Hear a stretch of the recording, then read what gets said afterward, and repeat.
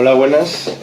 Espero que ya sí se oiga. Está el micrófono apagado para que no se escucharan las conversaciones secretas.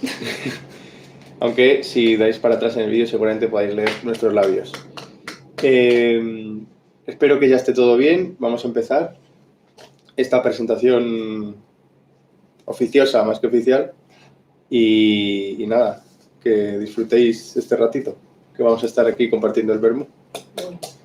Bueno, buenas tardes. Yo soy Irene Valle y estoy aquí acompañada de mi querido amigo Carlos García para esta presentación del libro que tienen ustedes aquí y aquí, pero sobre todo donde lo tienen es en las librerías, que es el libro de título Música callada, una aproximación para interpretar el silencio. Ha aparecido muy recientemente en Brumaria, en la editorial Brumaria, en la colección Logaritmo Amarillo, que es una colección que creó en su momento mi muy querido amigo Alejandro Garuzamena, al que le doy las gracias desde aquí por su apoyo, porque es un genio antitodólogo, como le gusta decir, y nos ha orientado siempre, y es un auténtico desfacedor de entuertos, como decía en el Quijote, y como pienso que eso no se puede entender a Rosamena. Gracias también, quiero decir, antes de empezar a hablar de este ensayo, gracias también a Pablo Posada y a Darío, a todo el equipo de Brumaria por hacer posible este ensayo y en el que he tenido el placer y el privilegio de poder participar escribiendo un pequeño prólogo, ¿no?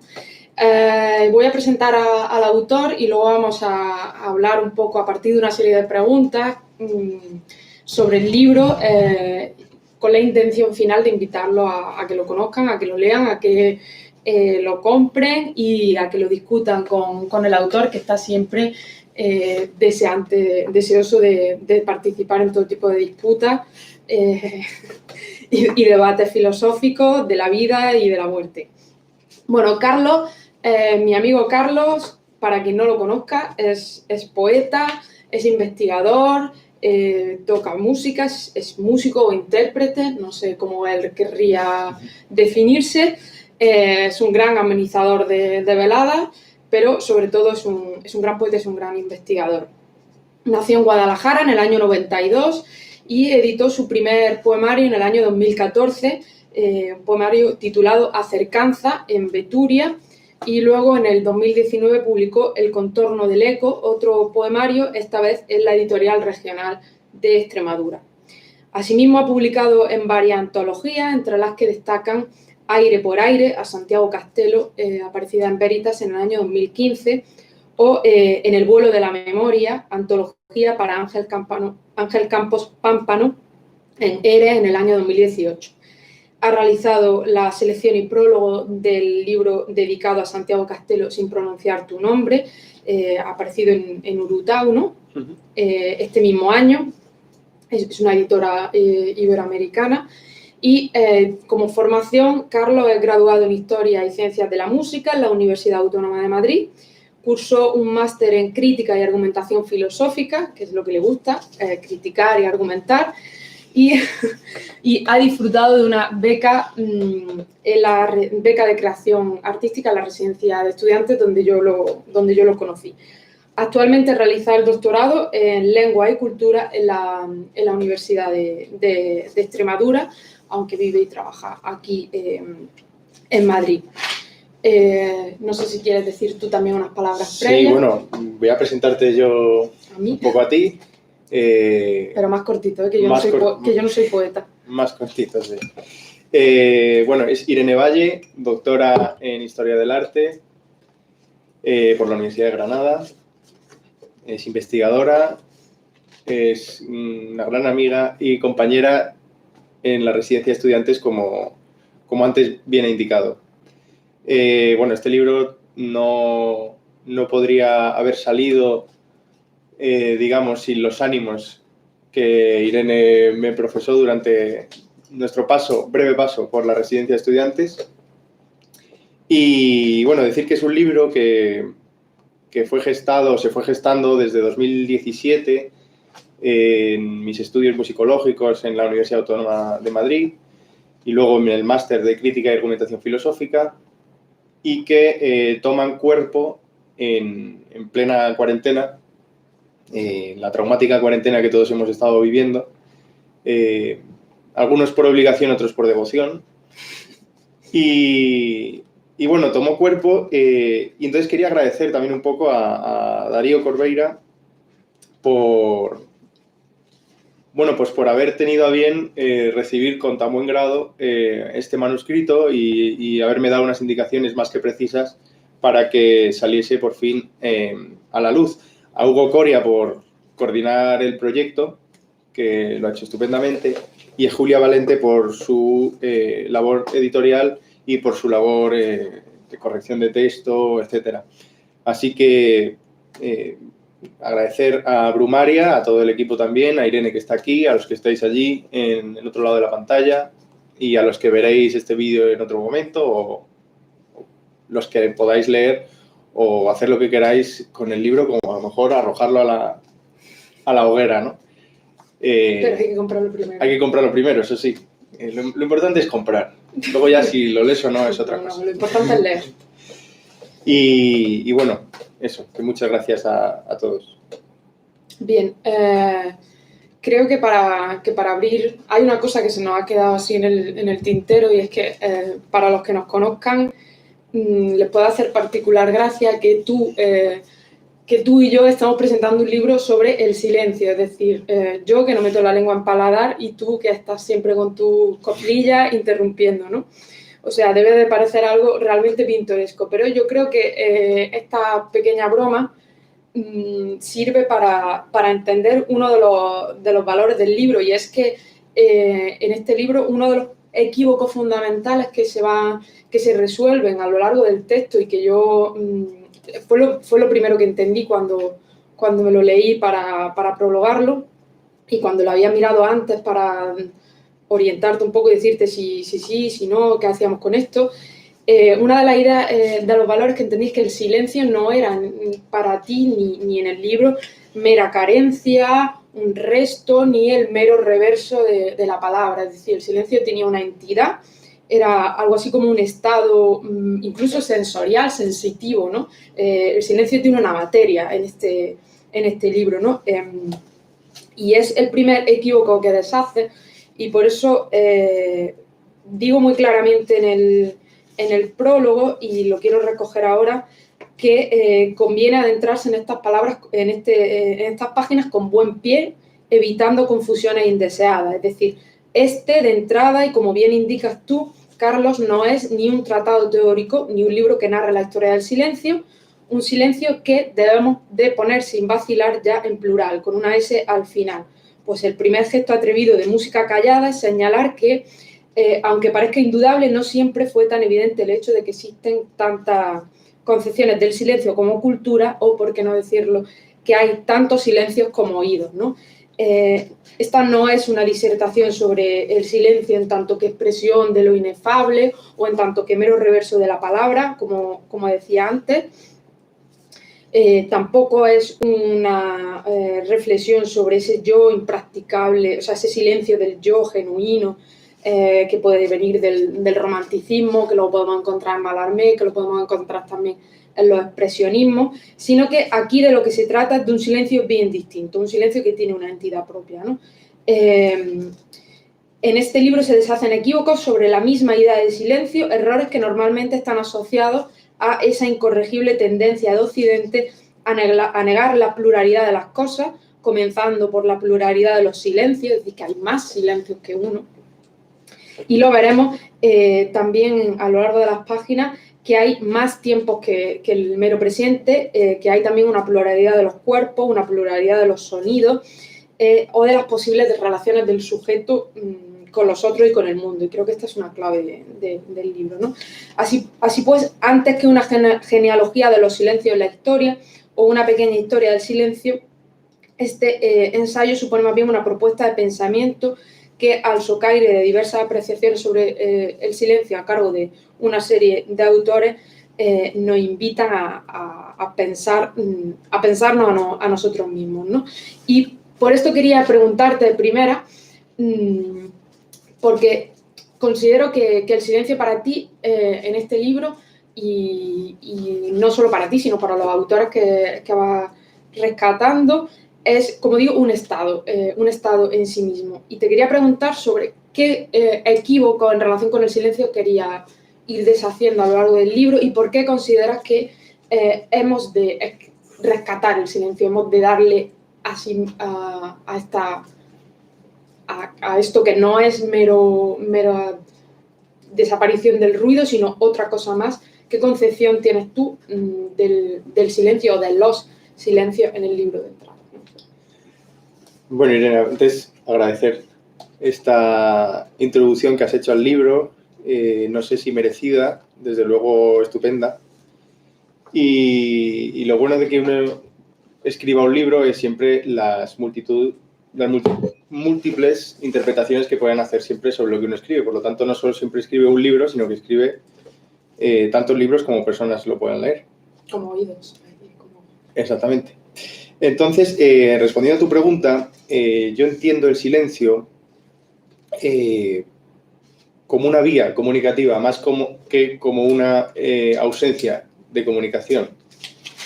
El silencio como un método de conocimiento que nos lleva de vuelta al origen, que es un término que está constantemente preñando el texto y que viene a decir algo así como un conocimiento prelingüístico, un conocimiento preontológico, que también es algo que está en el libro constantemente, un silencio en comunidad, que ponga en comunidad bueno, pues al ser contemporáneo, al ser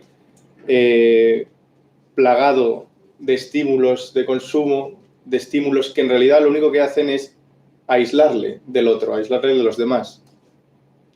Vivimos en un mundo en el que el yo está constantemente ejerciendo una presión para, digamos, romper las cadenas que se habían construido entre sujetos.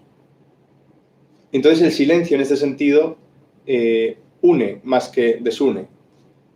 Claro, es un estado, no es solo una reafirmación del ser, ¿no? Claro, justamente más que una reafirmación del ser es todo lo contrario, ¿no? Ya hablaremos, si acaso luego más adelante, es la disolución del yo. Dejar de ser uno y ser el resto. O sea, ya hay una necesidad ya el silencio ya no es solo una categoría, sino casi una necesidad. Sí, claro. En cierto sentido para ti, ¿no?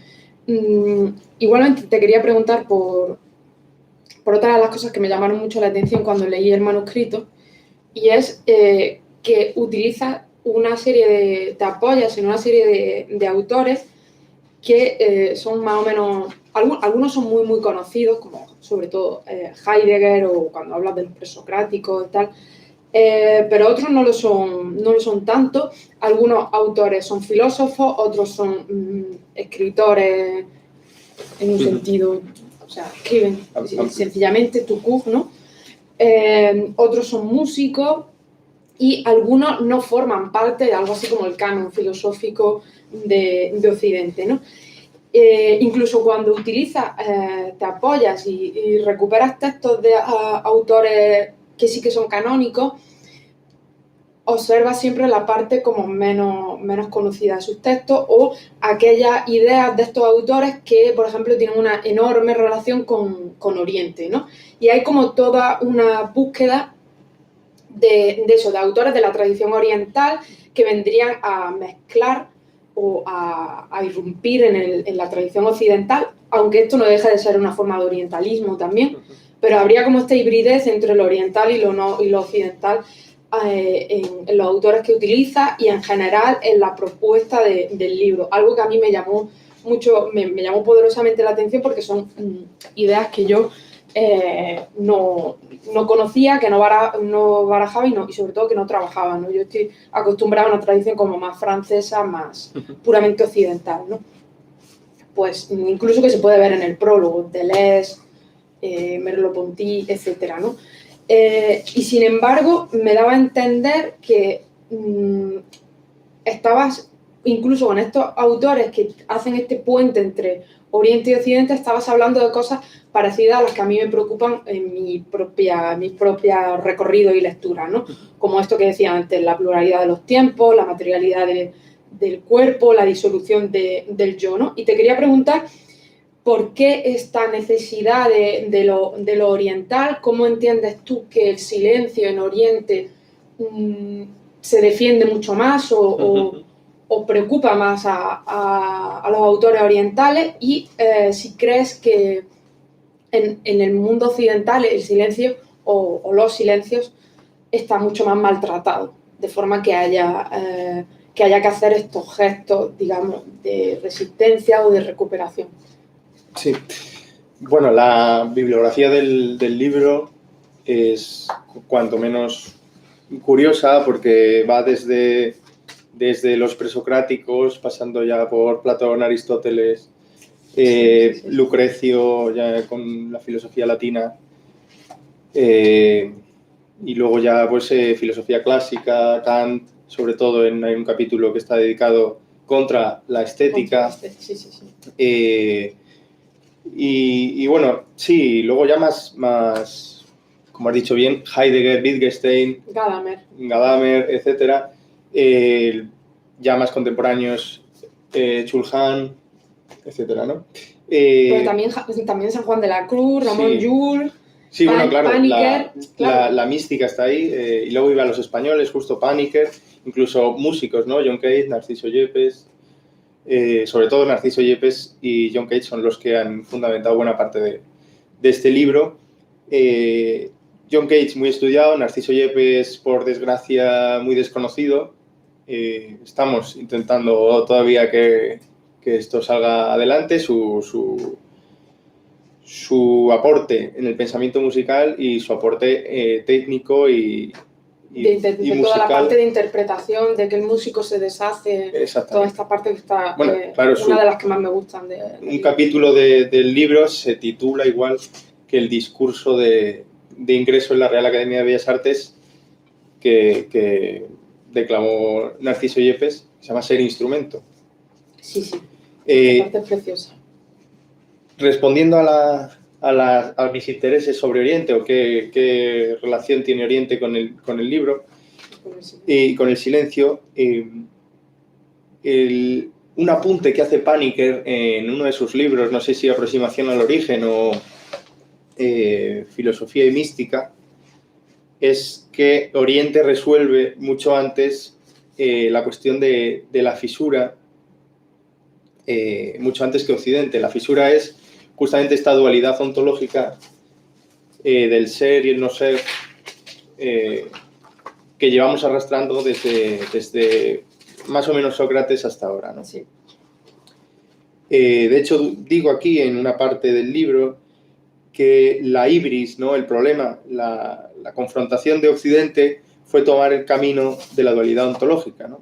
Y desde los presocráticos hasta Aristóteles hay un largo camino que propicia una transición mesurada de la no dualidad a la dualidad sistematizada. Entonces, Oriente no tuvo esa tradición filosófica, no tuvo esta tradición de cuestionar el ser y resolvió esto de una manera mucho más sencilla, que es la ambivalencia, que es prácticamente el camino de los presocráticos. El ser y el no ser son a la vez lo mismo y lo contrario. Es casi una propuesta circular, que es en realidad como entendían los griegos el tiempo, el movimiento.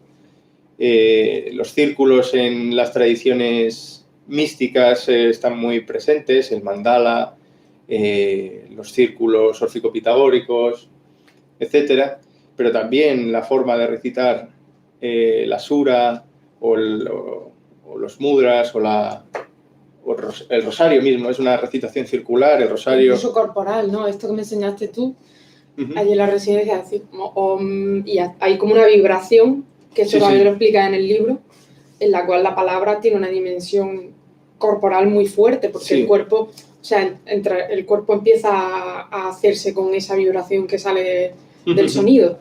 Claro, en toda repitación. No hay dualidad cuerpo-mente ni nada de esto. Claro, bueno, no hay dualidad, pero no es un monismo. No es que cuerpo y mente sean uno, Ya. sino que... La ambivalencia. Exactamente, una ambivalencia. Entonces,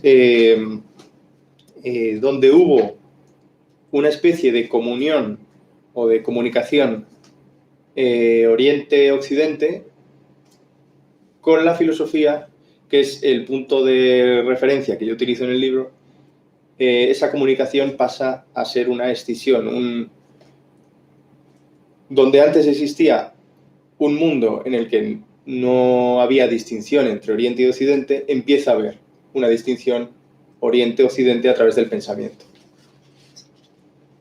Y ahí es cuando se produce el problema, ¿no? Has hablado en tu respuesta, has hablado de la dualidad ontológica, de esta separación que habría entre el sujeto y lo que no es, o sea, y el mundo, ¿no? y los otros, ¿no? Y repito que cuando leí el libro, el manuscrito, vi que había como muchas cosas que nos acercaban, cosas que estábamos los dos pensando, cada uno por su cuenta, ¿no? Yo, como digo, sobre todo a través de una tradición más francesa de filosofía pues, fenomenológica, Merleau-Ponty, tampoco es que yo tenga una gran formación filosófica, pero estaba por esa senda, ¿no? Y estábamos confluyendo en torno a la idea de esta disolución del yo, ¿no? Que en el arte contemporáneo, al cual me dedico más o menos, y en el cine, es una cosa como muy, muy evidente, ¿no? A partir de los años 60 hay una negación no solo del autor, sino en términos generales de la construcción de la subjetividad, ¿no? Y creo que es algo que ahora mismo, actualmente, tiene muchísima importancia en la filosofía política y en ciertos autores, no sé, por ejemplo, pienso en Marina Garcés, que está recuperando a Merleau-Ponty en esta vía de disolver el yo, de acercar el yo a los otros, de pensar el yo en sus rincones. De todo esto, en realidad, de quien sabe es Pablo Posada, realmente, uno de los grandes autores que también está en Brumaria, ¿no? Pero en todo caso veía como que hay una dimensión política muy evidente en tu texto, desde el principio hasta el final, que lo conecta con estas ideas de la filosofía política, que son también ideas que, como digo, se pueden extrapolar, se pueden ver en los años 60, en el arte, en John Cage, a quien citan mucho y con mucho sentido, a través de las lecturas de Pardo, ¿no? Es decir, que hay una concepción política, hay una dimensión política en el libro que se deriva de esta idea de que hay que drenar el yo y los impulsos del ego, algo que en nuestro mundo totalmente centralizado en el narcisismo, en la producción de una subjetividad individualista, neoliberal, como un sujeto autónomo, libre, tal, o sea, sería como un ejercicio de resistencia, ¿no? Resistir a eso. Y tú lo haces a partir del silencio. Y eso es algo que me pareció muy bello y me pareció muy como si el libro fuese eso, una propuesta político vital, ¿no? De cómo entender nuestra relación con el mundo, ¿no? Y yo te pregunto sobre esta dimensión política. ¿Tú la veías de primeras o va naciendo cuando vas escribiendo? ¿O cómo la entiendes, la dimensión política del silencio? Sí. O de los silencios, repito. Sí. Bueno, antes bromeábamos un poco de que este libro podía ser una especie de manual para saber estar en la ciudad, ¿no? En sí, bambalina, estábamos bromeando, ¿no? Antes de empezar esto pues que era un manual de saber estar en la ciudad porque la gente no sabe estar. Entonces, es muy importante saber estar. Pero tiene un poco esta ironía o esta bromilla que hacíamos antes, tiene que ver porque entiendo la política como una forma de estar, una forma de ser con lo que nos rodea. Incluso la gente que toma una posición apolítica, ella es en sí misma una posición política, desentenderse de los problemas de la ciudad, de los problemas sociales, culturales, etcétera, es una forma de posicionarse políticamente. Entonces el silencio no puede ser menos que una actitud política, De hecho, en el inicio del... El silencio entendido como valorar el silencio. Bueno, este silencio que propongo yo de regresar al origen, de disolución del yo, la disolución del yo ya en sí misma es una posición política también, porque toda acción que hagamos en sí misma ya es... Sí, todo es político. Nos señala y señala al resto, ¿no? Entonces, en el inicio del ensayo ya mismamente, ¿no? En el primer capítulo, que se llama La escucha antes del tiempo, vengo a decir que en la sociedad de consumo no existe el silencio, sino que como mucho ponemos a las cosas, al otro y a nosotros en mute. Estamos absortos en la comunicación, desbordados del lenguaje. Algo así viene a decir también Chul Han cuando dice que el ser contemporáneo vive en una comunicación artificial.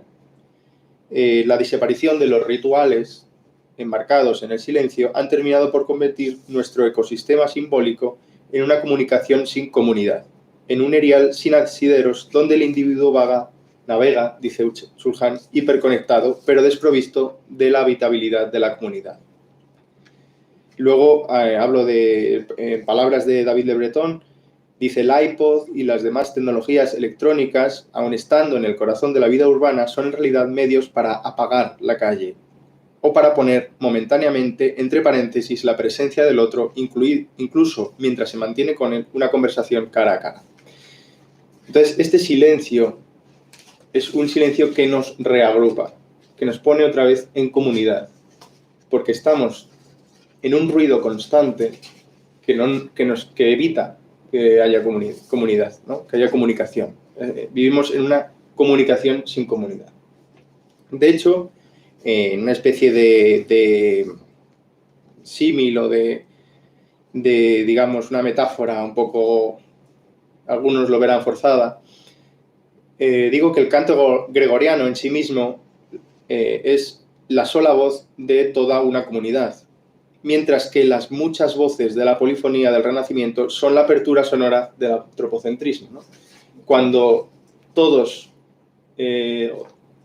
la comunidad cantaba una sola melodía, estaban en la melodía, mientras que cuando cada cantor tenía una voz, estaba en su voz, aunque también es verdad que técnicamente tienes que estar en las demás, pero estabas en tu voz y más alejado del resto de voces. Claro, entiendo que es una forma de reafirmar el sujeto, algo que aparece en el Renacimiento, antes no existía el sujeto, hasta este momento, claro, pues ni siquiera voy a pensar así.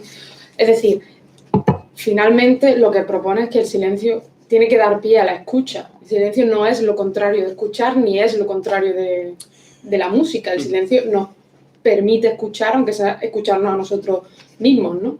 Claro, claro. En otro símil que hago dentro del libro, digo que este silencio que yo propongo es el silencio justo antes de dar la primera nota. No es este silencio de apagar la nota. Ya, no es el mute. Exactamente, es un silencio anterior, es una actitud más que una propuesta acústica. De hecho, Carmen Pardo en sus libros, sobre todo en La escucha oblicua, tiene, que por cierto conocí en las jornadas de pensamiento musical que hicimos en la Autónoma, José Gaspar Virlanga Trigueros, Juana Sánchez G. y mi querido Alfredo Vicent, a quienes dedico este libro, por cierto, y que fraguaron en cierto modo también este libro. Pues Carmen Pardo decía que hay que tener una escucha atenta a las cosas del mundo y sobre todo a este silencio. Este silencio propicia una escucha atenta. Sí, y ella lo hace a partir de Cage, sobre todo, que es donde más se ve, y para Cage en realidad la obra de arte era un espacio-tiempo en el que pasaban cosas, es decir, es un silencio que tiene dentro una materia, ¿no? Por eso me gustaría, en relación a lo que estamos diciendo, traer dos citas del libro, una del prólogo y otra tuya, con la que no sé si podemos concluir, pero que creo que vienen muy en relación al hilo, ¿no?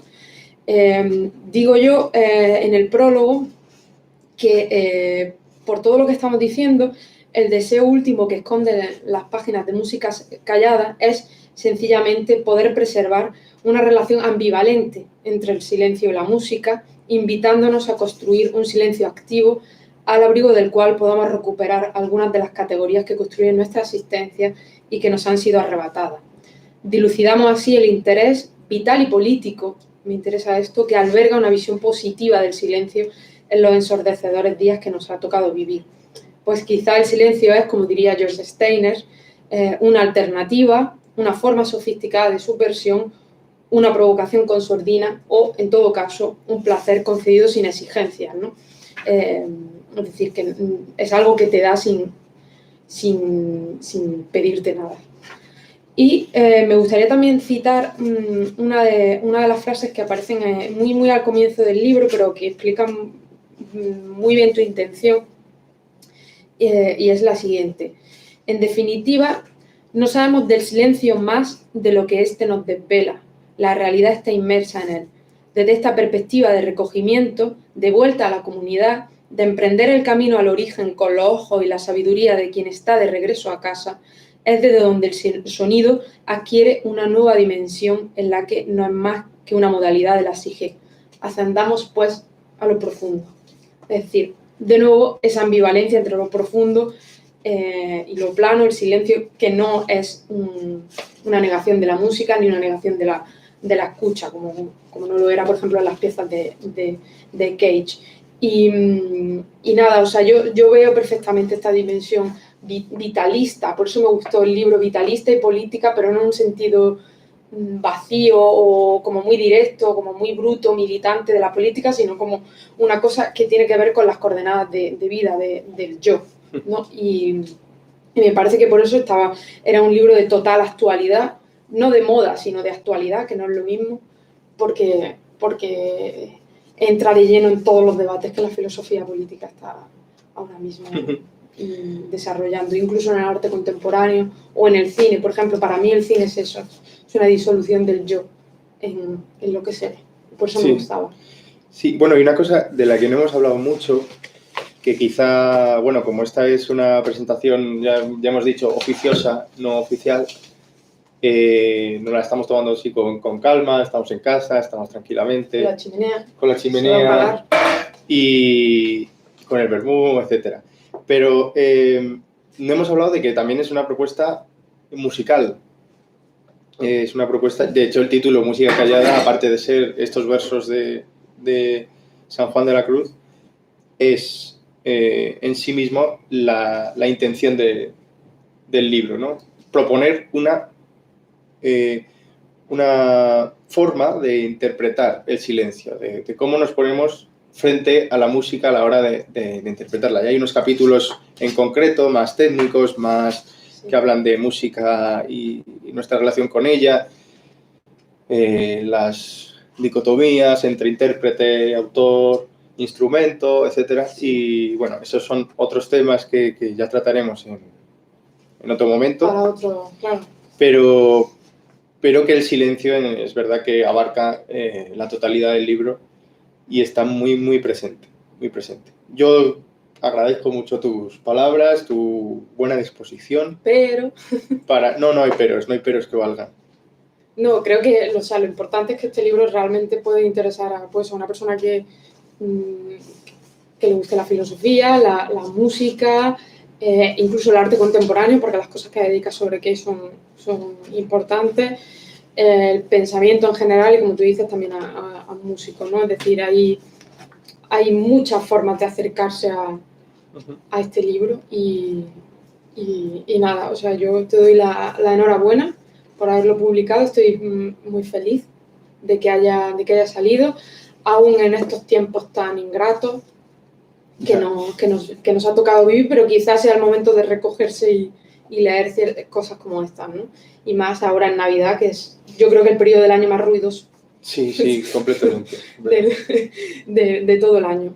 Así que nada, pues, bueno, gracias. Gracias a todos los que estáis al otro lado. No sé si habrá preguntas. Yo creo que si hay preguntas se pueden dejar como dicen los youtubers, en la caja de comentarios. que bueno, en cierto modo yo también soy youtuber, ya que estoy en... Yo youtuber, un amigo normal. Ya que estoy haciendo un vídeo en YouTube, pues soy en cierto modo una especie de youtuber. No, todos mis vídeos están desmonetizados, pero bueno, no gano dinero con ello. Ni quiero. El caso es que no sé si podréis dejar comentarios y ya ir respondiendo si es que hay alguna pregunta. Comentarios, insultos. Ha quedado todo tan claro. Apreciaciones. Como no nos pueden tirar tomates. No. Nos pueden meter un virus a lo mejor, pero... No. Que además ahora hay esta cosa en que lo vírico informático también es lo vírico viral. Vivimos en una No época... deriven, mira a ver si hay alguna pregunta. No, de momento no hay preguntas, pero que si queda alguna en la caja de comentarios intentaré responderla. O, bueno, si los que me veis tenéis mi contacto y me queréis preguntar algo. Se puede pedir el libro en cualquier librería, pero también en la página de Brumaria, que es la editorial, que luego dejaré por ahí el enlace, o no sé cómo se hará eso, pero ya veré. Y nada, que espero que tenga buena recepción, que os guste si lo leéis, y si no lo leéis y habéis visto este vídeo, pues espero que os haya gustado. Y que tengáis muy buena tarde y todo eso. Pues muchas gracias, Carlos, por haber venido y por haberme dejado participar en el libro. Nada. Pues nada, nos vemos. Muchas gracias a todos.